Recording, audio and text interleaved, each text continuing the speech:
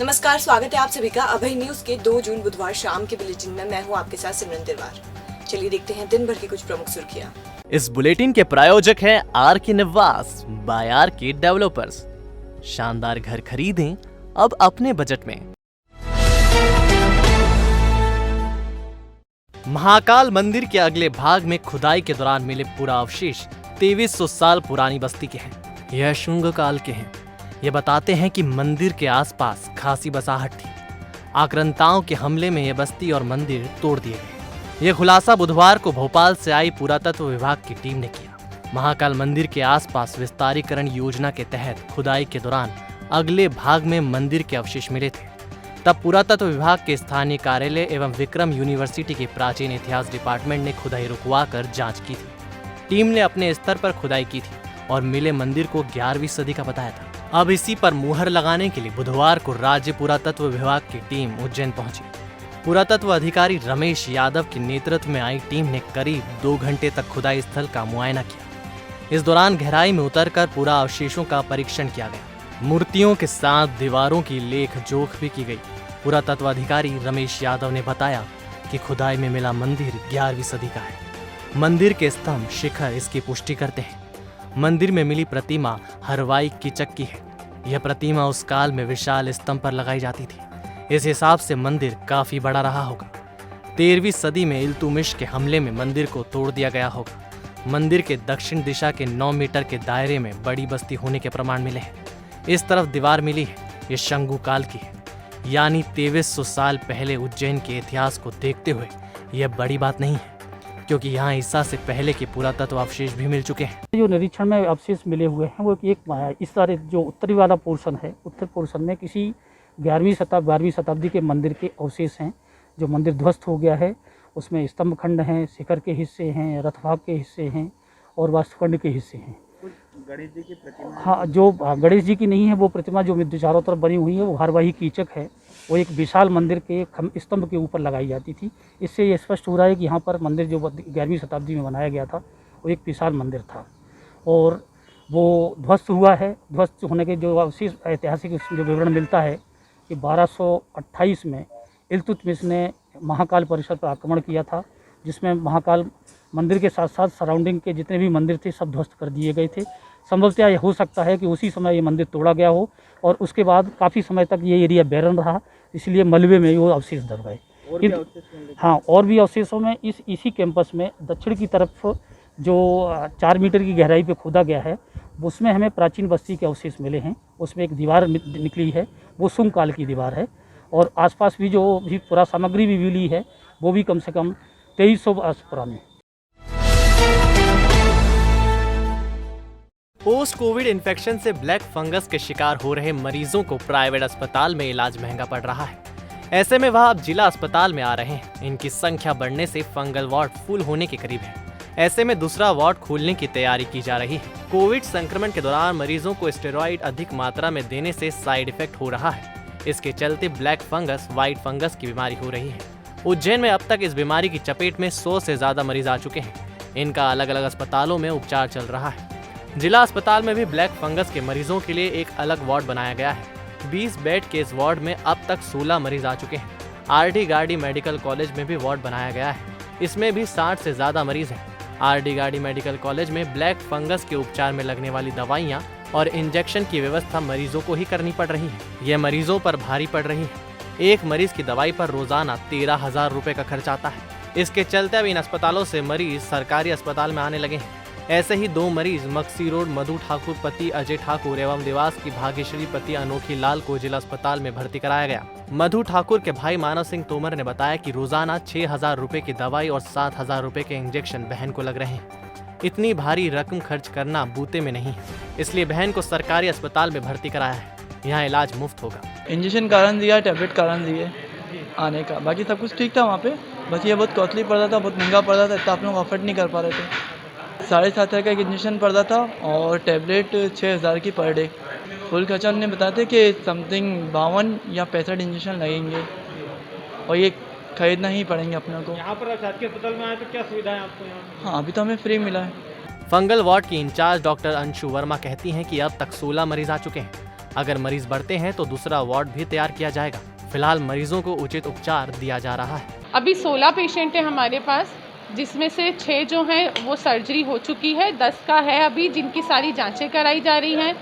Anti fungal treatment शुरू कर दिया गया है और जांचों की रिपोर्ट जैसे जैसे आती जा रही है वैसे उनको ऑपरेट करा जा रहा है। ए वार्ड वगैरह खुलवाने की तैयारी कर रहे हैं, यदि ऐसा होता है तो वहाँ पर भी पेशेंट रखे जाएंगे, मेल पेशेंट बी में और फीमेल पेशेंट ए वार्ड में।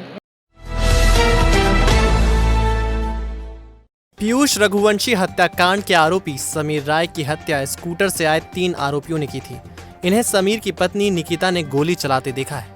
निकिता का आरोप है कि पुलिस राजनीतिक दबाव में आरोपियों के खिलाफ नामजद प्रकरण दर्ज नहीं कर रही। गौरतलब है कि समीर राय की मंगलवार को करौली नगर स्थित उसके घर के बाहर हत्या कर दी गई थी। समीर सेंट्रल जेल भैरवगढ़ से पैरोल पर घर आया था। सिविल लाइन पुलिस ने इस मामले में 4 अज्ञात आरोपियों के खिलाफ प्रकरण दर्ज किया है। पुलिस की कार्रवाई से परिजन नाराज हैं। बुधवार को उन्होंने थाने का घेराव किया। परिजनों ने पुलिस की कार्यशैली पर सवाल उठाए। इनका कहना था कि पुलिस राजनीतिक दबाव में है, वह उचित कार्रवाई नहीं कर रही। समीर की पत्नी निकिता ने बताया कि उसने खुद स्कूटर पर आए 3 लोगों को गोली मारते देखा है। गोली मारने के बाद आरोपी बोल रहे थे कि हमारे चिंटू भैया का सपना पूरा हो गया। उस दिन भी 1 जून था, आज भी 1 जून है। स्कूटर पर पीछे बैठे आरोपी ने मुझसे कहा, अब उठा ले समीर को। निकिता का आरोप है कि पुलिस ने हम लोगों के बयान तक नहीं लिए और अपने आप ही FIR दर्ज कर ली। संगीत सबको पता है, इतने साल से जो भी चल रहा था उसके पीछे कौन था, चिंटू रघुवंशी। उनके कारण हम पूरा 8-9 साल से परेशान थे और कल भी जो व्यक्ति मार रहे थे मैं वहाँ पे सब देख रही थी। उन्होंने मेरे सामने मेरे पति को मारा और वो बोल के गए कि हमारे भैया का सपना पूरा हो गया, चिंटू भैया का सपना पूरा हो गया। और ये भी बोल के गए कि उस दिन भी 1 तारीख थी और आज भी 1 तारीख थी और जो 2 एक्टिवा पे लड़के लोग थे, 2 आगे थे और 1 पीछे थे। पूरे कॉलोनी वालों ने उनको भागते हुए देखा, मैंने खुद ने देखा। और जो पीछे वाला था उसने मुझे बोला कि जा उठा, अब उठा लो तुम इनको जाके। ये सब बोल के वो मेरे सामने भागे।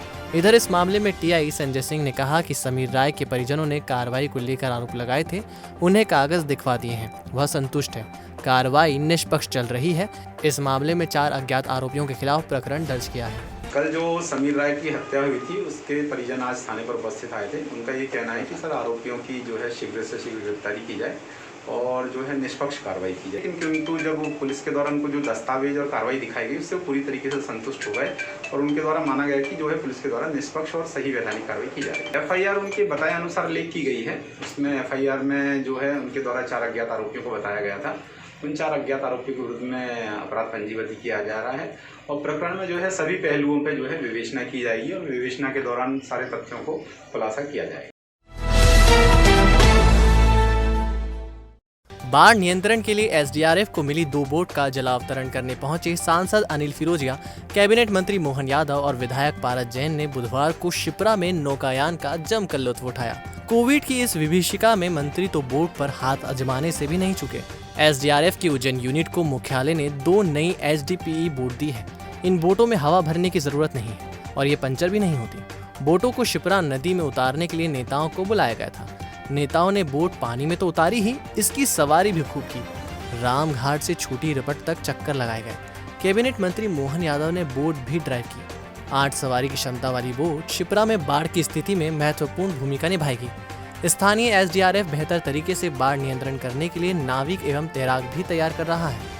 डिस्ट्रिक्ट कमांडेंट संतोष जाट ने बताया कि 50 नाविक एवं 100 तैराकों को रामघाट पर प्रशिक्षण दिया जा रहा है। और बारिश काल सामने है, ऐसे में उज्जैन के आसपास की नदियों में कई बार ऐसी घटना घटती है जब जान पर बनाती है। ऐसे में ये बोट के माध्यम से जान बचाने का जो अभियान चलाया जाएगा उसमें बड़ी मददगार होगी।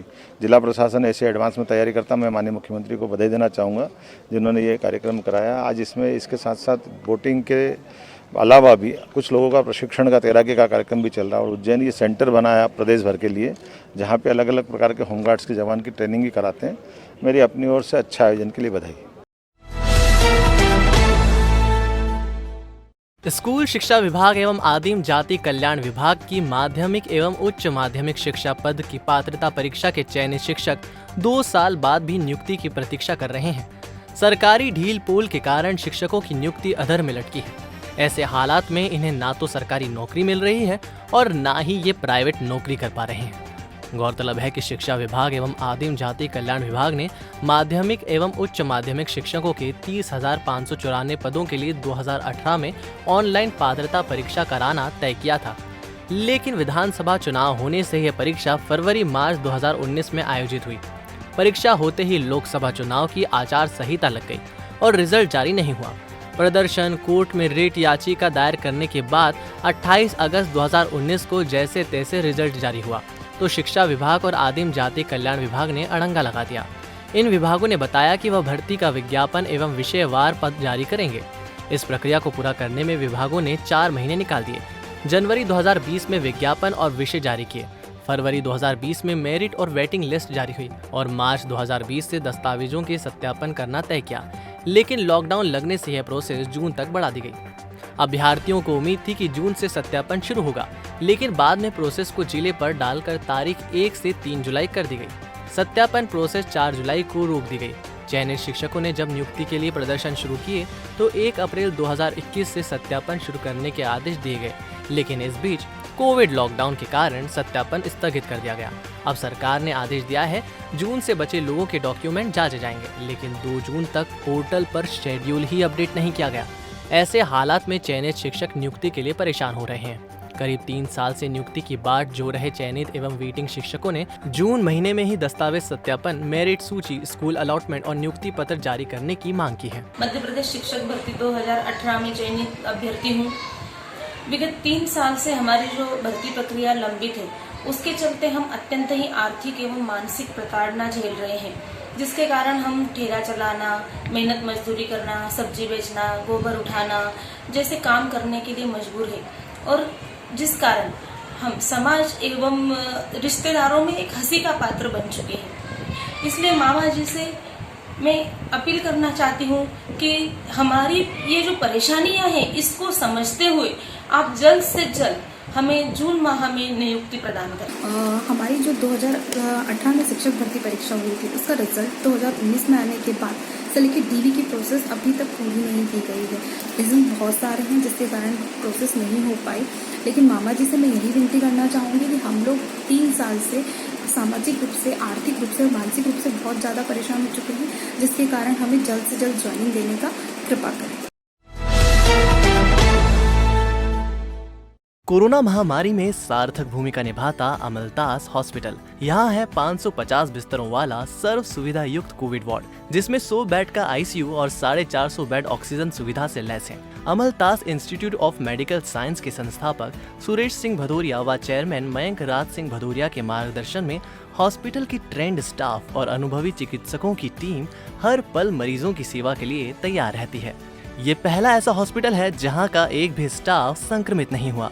एकमात्र अस्पताल जो उज्जैन, आगर, देवास और शाहजहांपुर के 1600 से ज्यादा कोरोना मरीजों का उपचार कर उन्हें सकुशल घर भेज चुका है। हर वक्त है आपके साथ अमलतास हॉस्पिटल। हमारा पता है बांगरगांव, देवास उज्जैन हाईवे 7272426514 और 7024107416।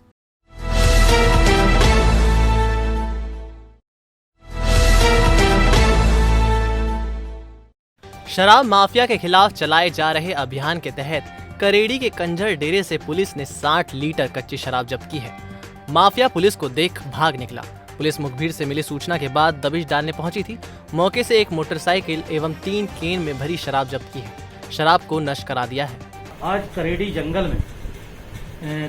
जंगल में डेरे के पास वहाँ पर कुछ लोग अवैध शराब बनाने का कार्य कर रहे थे, जिसमें करीब 7.5 कुंटल लहान मिला जो नष्ट किया तथा 60 लीटर देसी शराब हाथ भट्टी की बनी हुई व एक मोटरसाइकिल जब्त की है।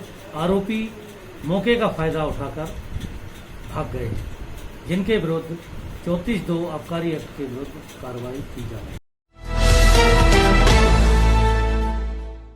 सोशल डिस्टेंसिंग का पालन नहीं करने पर तहसीलदार पूनम तोमर ने मुकेश स्वीट्स को सील कर दिया है और लाला होटल पर जुर्माना लगाया है। दोनों दुकानों पर संचालक बगैर मास्क लगाए बैठे थे। तहसीलदार ने लाला होटल के संचालक को फटकार लगाते हुए कहा कि खुद ही मास्क लगाकर नहीं बैठे हो। संचालक को हिदायत दी कि 6 लोग से ज्यादा दुकान पर नहीं होने चाहिए। मुकेश स्वीट्स पर भी लोगों का जमावड़ा लगा था।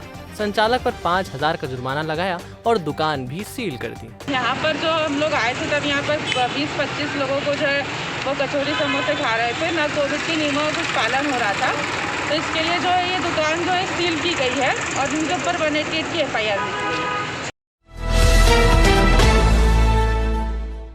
दवाइयों के लंबे बिलों से अब मिलेगा छुटकारा। पाएं एक ही छत के नीचे सभी प्रकार की दवाइयां एवं निशुल्क घर पहुंच सेवा। पाएं सभी दवाइयों पर 12 से 80% का भारी डिस्काउंट। हमारा पता इजी मेडिकोस 7 बड़ा तेलीवाड़ा उज्जैन।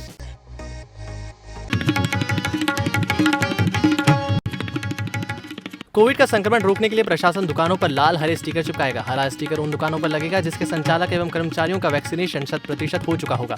लाल स्टिकर उन दुकानों पर लगेगा जहां वैक्सीनेशन 100% नहीं होगा। स्टिकर देखकर खरीदारों को यह पता चल जाएगा कि कौन सी दुकान संक्रमण से सुरक्षित है और कौन सी असुरक्षित। बाढ़ नियंत्रण तैयारी की बैठक गुरुवार को सुबह 11 बजे सिंहस्थ मेला कार्यालय में होगी। इसमें बाढ़ नियंत्रण से जुड़े अधिकारी शामिल होंगे।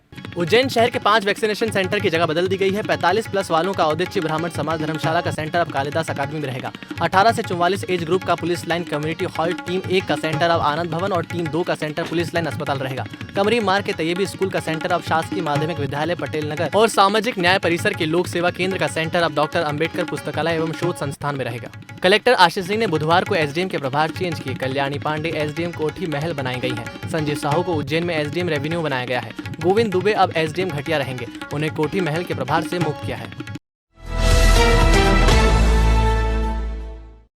तो आपने देखी आज की कुछ खास खबरें। अगर खबरों को लेकर आपके पास कोई फीडबैक है तो हमारे कमेंट सेक्शन या फिर मैसेज बॉक्स में जरूर बताइएगा। कल फिर मिलेंगे इसी समय। नमस्कार।